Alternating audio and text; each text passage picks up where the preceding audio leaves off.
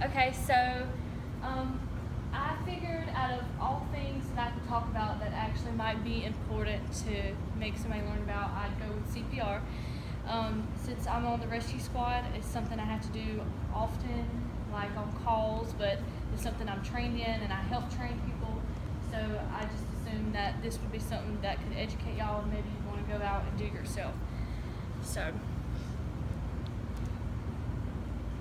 Alright, so what is CPR? CPR is just a short way of saying cardiopulmonary resuscitation. What you'll do is it's a series of compressions on the chest and rescue breaths. If you watch an old movie, people are doing mouth to mouth, but it's not really something you do nowadays. You have a mask. You don't want anybody's germs or vomit, which happens a lot when somebody is in cardiac arrest. But you have to compress on the body about 100 to 120 times per minute. But the whole point of that is to keep circulating blood through the body, to keep your organs alive, and the rescue breath is to provide oxygen for your blood.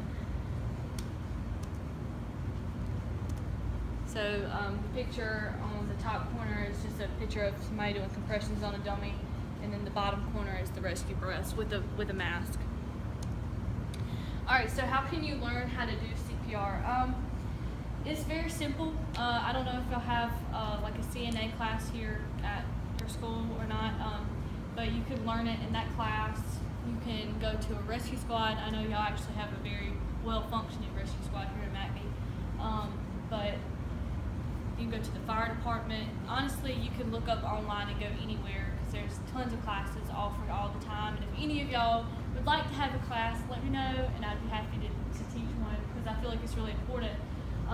But as far as the class goes, it's really not that long, a couple hours, and what you'll learn is how to do compressions correctly, how long you have to do them, and how to give breaths to somebody and how to react if you were in a situation where somebody was not breathing and they had no pulse.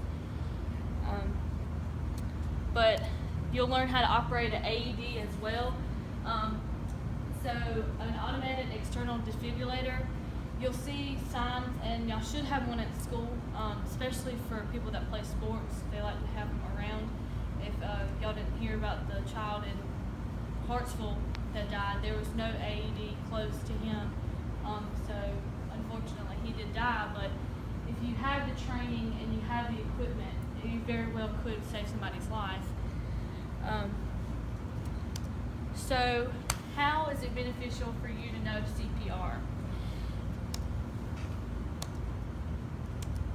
I just like the little kid in the corner.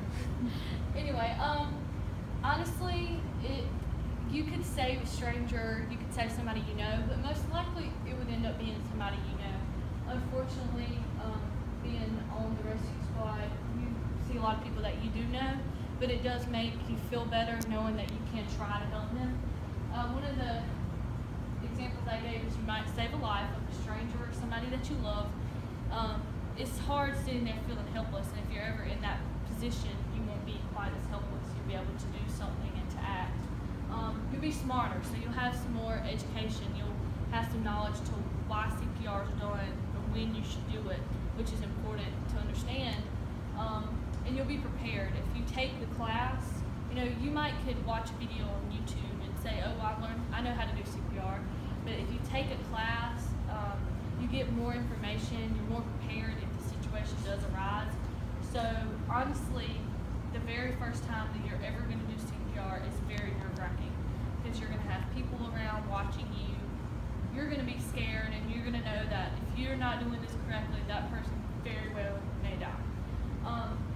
So it's just, it makes you feel better having that knowledge, taking it and being able to apply it, and you never know when you might have to use it. Let's see. Alright, so just some information that I've gathered together just from my personal knowledge. One thing that when you go on calls, there's so many families that do not know how to do CPR, and they're sitting there and their loved one is not breathing and they don't have a pulse, and there's nothing they can do about it. And the longer that person does not have blood circulating or oxygen, the sooner they're brain dead. without oxygen going to your brain and your organs, you're going to die. So if I were to fall out right now, which hopefully not, but I can't help it if it does. First thing you need to do is call for help.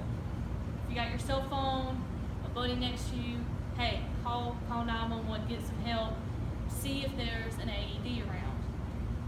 Like I said, if it was something here, like a teacher, I mean, that's not uncommon. That's happened before. A teacher going to cardiac arrest. But there should be an AED somewhere around here. So send somebody for help, call for help. Then you're going to feel for a pulse. Most people check carotid pulses on the side of your neck, or you can feel for a radial pulse. But if you don't feel anything, and you watch for a rise and fall of the chest, and there's nothing, that means there's no blood circulating, they're not breathing. You need to do CPR.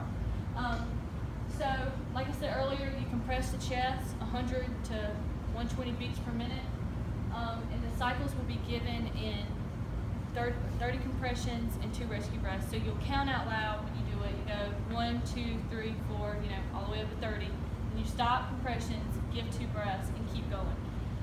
In situations where you're with someone, you can switch out after 2 cycles of doing that, because it's very tiring. And if you're in a situation where you're the only person there, where if you become fatigued, it is very tiring. If you try to do CPR for 4 minutes in a row, you're going to feel like you're dying yourself. It's very tiring, because you're putting all your strength into pushing those compressions, and you're trying to keep a steady beat. It's very tiring, but you do what you got to do. And I've had to do it way longer, but I didn't have any help. I had to do it. So you can do those cycles until help comes, until you get an AED, and until you can't do it anymore, honestly.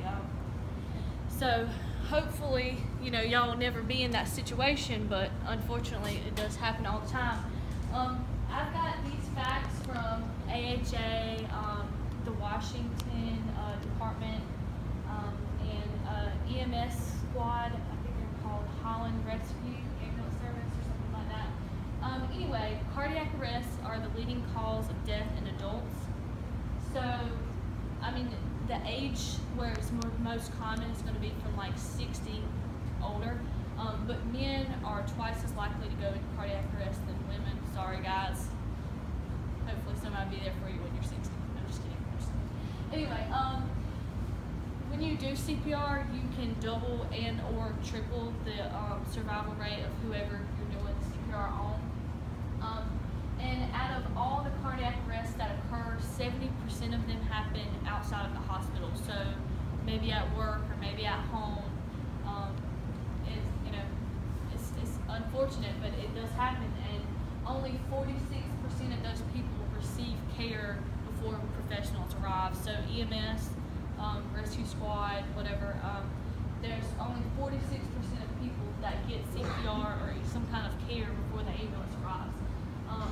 So that makes a big difference on their survival rate. And the guidelines for CPR is going to be different depending on the age and size of the patient. If there's an infant or a child, their CPR is going to be done differently than an adult. But the guidelines are changed every few years because new research is done, new information's gathered. For several years they said that the breaths were the most important thing about CPR, but they've come to show that the compressions actually matter more. Even the blood pumping is more important than delivering the oxygen.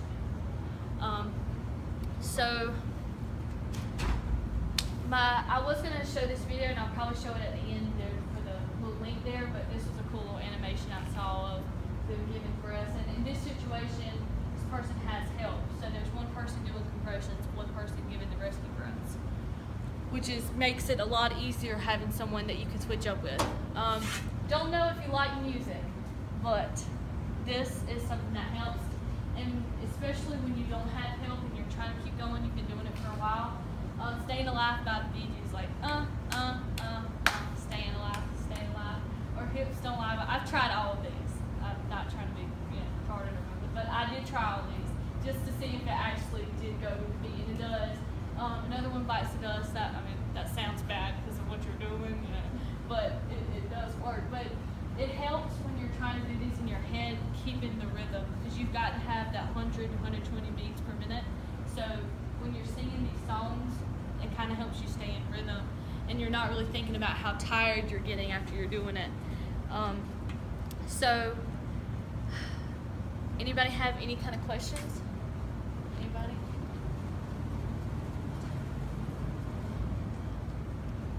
I appreciate you listening, guys, and hopefully y'all learned something.